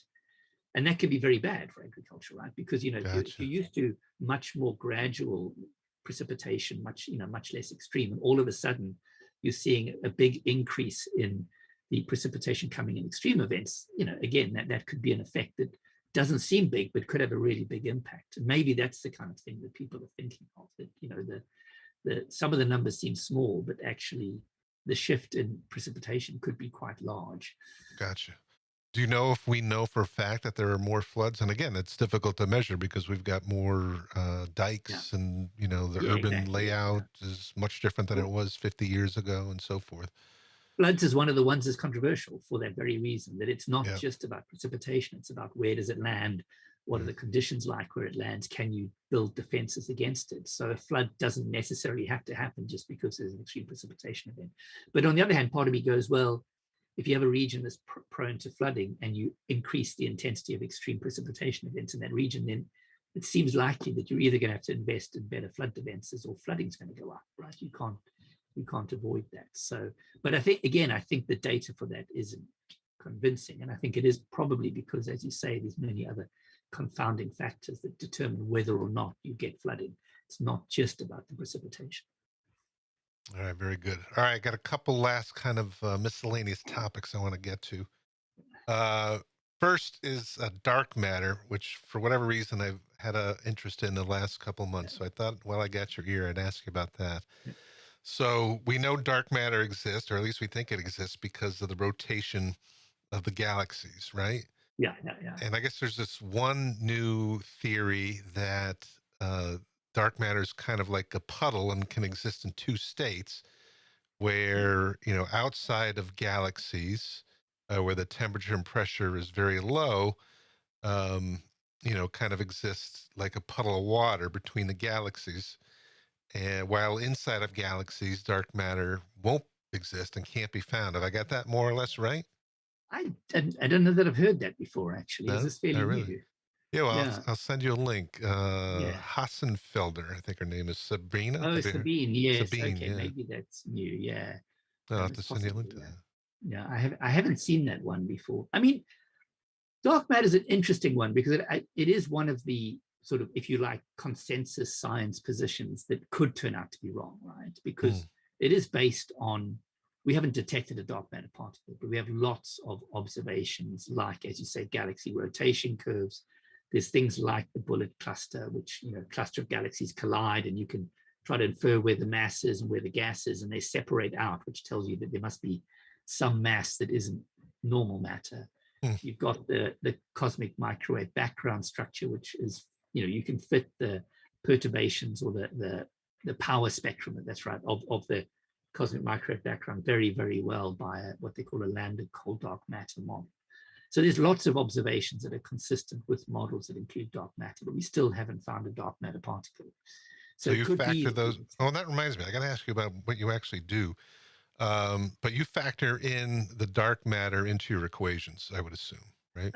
So people who do galaxy simulations do. I'm simulating mostly star formation, which is a much smaller scale. Gotcha. So you don't need to include dark matter. But yeah, people who are doing simulations of galaxies or simulations of the formation of the universe factor in dark matter, definitely. I tend to, I just ignore it. It's not relevant on scales of solar systems or planetary systems at all. So Gotcha. I don't really And consider and it. so now you're a programmer. And what language do you use? So it varies. I mean, a lot of the big codes are still written in Fortran. Really, So still Fortran? Yeah, yeah, because yeah, that's kind of the math language, right? yeah, exactly. But I mean, we're using all sorts of things. I mean, I use Python quite a lot these days for some things. I've used IDL, I guess, in the past, MATLAB a little bit. Mostly we still code in Fortran, but a lot of either some of the simpler modeling or sort of the data analysis you do in Python mostly these days, because that's fairly accessible. And do you primarily get the, not sure what the technical term is, but do you look at the data through a 3D simulation like a physics engine, or are you just looking at spreadsheets and data output essentially? Oh, I see. Yeah. No, so I mean, technically, when I run a simulation, Yeah. I just get a big dump of numbers out at various times in the simulation. Yeah. And sometimes, I mean, a number of years ago, I guess, before we had sort of telescopes that could observe these kind of things, you would just plot properties of the simulation to say, oh, look, here's this phenomenon that's happening in the simulation. It could explain aspects of star formation. With new telescopes like the Atacama Large Millimeter and Submillimeter Array, we now do more of saying, okay, we've run a simulation. What would it look like if a system like this was observed by a telescope? And then you could say, okay, well, what I need to do is I've got to take my output from the simulation. I've got to run some model of what would the emission from this particular system be. So you run a model of the emission, and then you feed that through some simulator that simulates an observation with a particular telescope, and you get out what you would see. And sometimes you're doing that because they've actually observed something, or sometimes you're doing it to say, well, if you were to observe these kind of systems, this is what we'd expect you to see. So you can either do it to try and understand an observation, or to say make a suggestion or a prediction about an observation. Gotcha. So you're, So you're basically just comparing plots, from the most of the time, simulation to. yeah. So we don't, and it's probably similar for climate science, right? For the big models, you can't run enough of them to say sample all of parameter space. So you are really just comparing, or not entirely just visually. You're trying to be quantitative up to a point, but it's not like you're saying, I'm going to run 1,000 versions of this with varying the parameters, and I'm going to see which set of parameters best fits this observation. Now, you can do that sometimes when the models are simple enough. You could run a proper fit and say, look, here's some observations. I'm going to try and fit these observations in a way that tells me what the actual parameters are. But when you're running big simulations, you just don't have enough computing power to run such a large suite that you could try to exactly match the observations. But you are, to a certain extent, just maybe comparing not quite visually, but, checking that you're getting numbers that look reasonable, doesn't look similar to what you observe. Now, with the climate change models, from what I understand, the smaller you can simulate a space, whether it be 1 kilometer cube or Yeah. 10 cubic kilometer cube, the more accurate it can be. Do you do the same kind of thing where you break space down into Yeah. cubes essentially and simulate what happens in that one little region? Yeah, it varies. So some of the stuff I do is in what you'd call grid-based codes, where you literally set up a grid and you simulate what's happening inside that region, and you have, a whole lot of grid cells, and you set the resolution up as fine as you can make it. When you're doing star formation, it's tricky. So, for example, you're collapsing a cloud of gas and dust. It starts off like a parsec in size, right? So that's the distance of the nearest star, and it's like, I don't know, 10,000 times bigger than the solar system, roughly, right? And then you want it to end up being the size of the solar system. And if you started with a grid that covered all of it, you'd end up with way too many grid cells that would use up all your computing time. So we use different codes there, where you actually basically put a bunch of particles in that are meant to represent your gas, not quite, and you let the actual particles flow. So it's sort of automatically adaptive. So it's not quite using a grid, but it's still doing fluid dynamics, right? So it's a way of, so in the case of the climate, of course, we know that the Earth's fixed and the atmosphere is fixed. You don't have to worry about the actual shape of it changing very much. And then you can use these kind of grid-based codes where you just set up a grid and then you evolve how the gas evolves in that grid. But sometimes with these simulations where you're evolving something that starts off very big and ends up very small, you have to use different methods. But it's the same.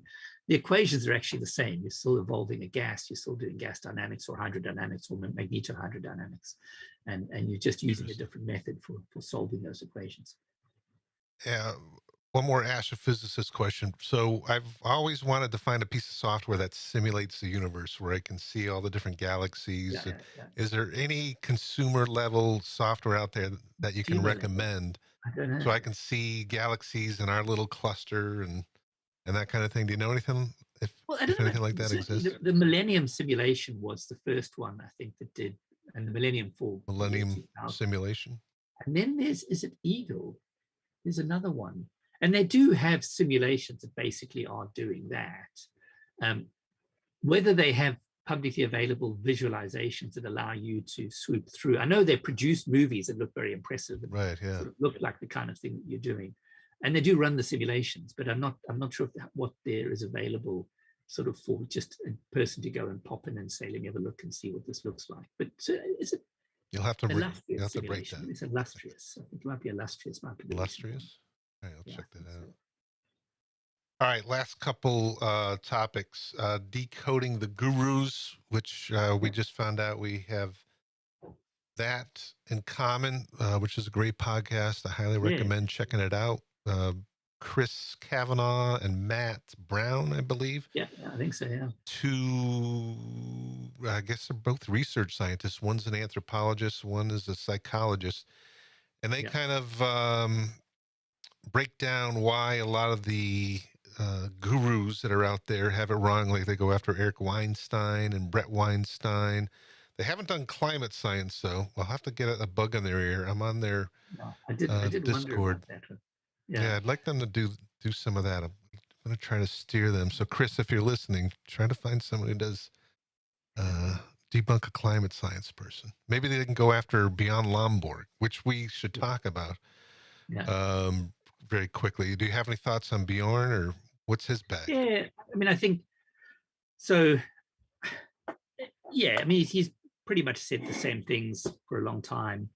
I mean, he just minimizes the impact of climate change. So he's got this latest thing where he's saying how, whatever happens, the impact of climate change is only going to be a few percent of GDP, right? And you think, but hold on a second, that's, for starters, nobody really trusts those models when you get out to that kind of 3-4 degrees of warming. They're not really absolute.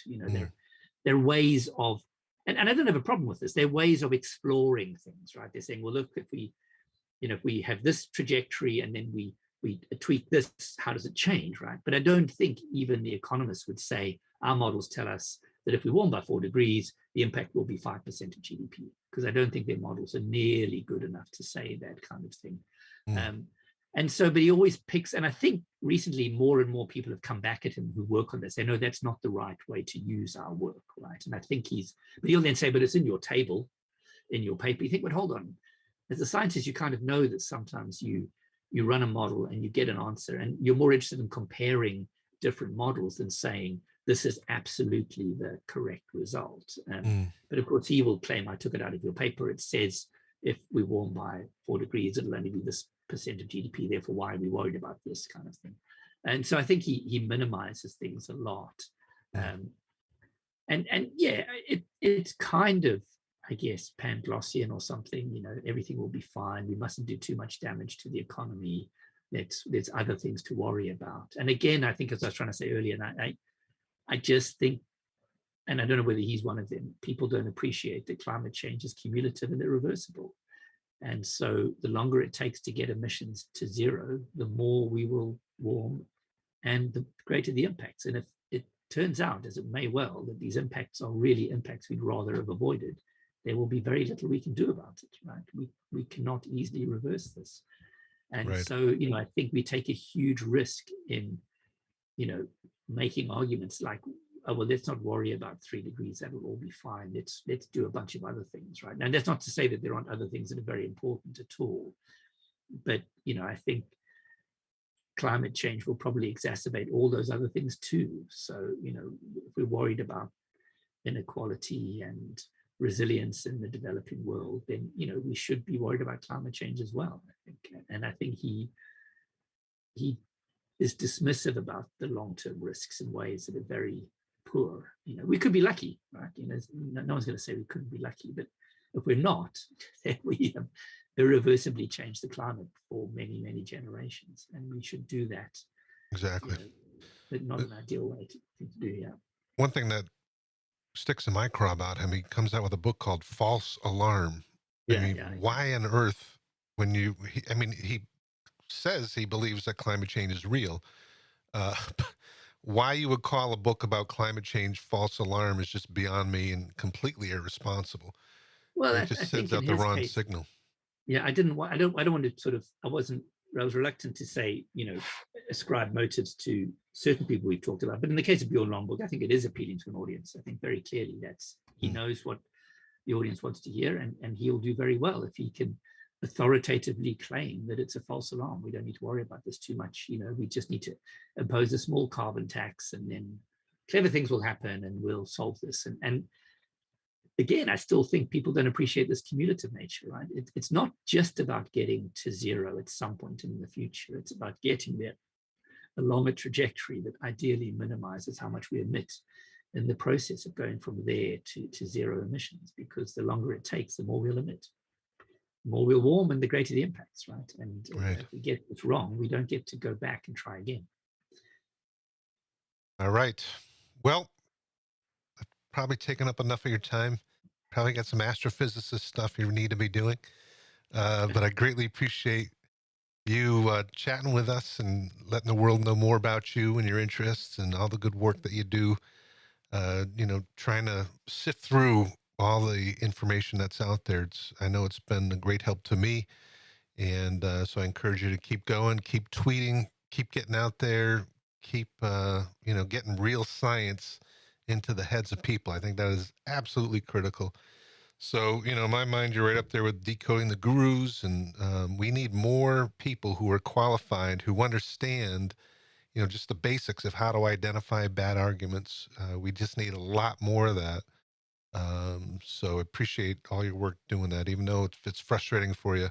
It does make a difference. I can attest to that. So appreciate it very much. Well, thanks for having me on, Steve. It's been great. It's been nice chatting. All right. Take care. We'll see you. Happy holidays. Yeah, great. Thanks. Cheers. Right. Bye-bye.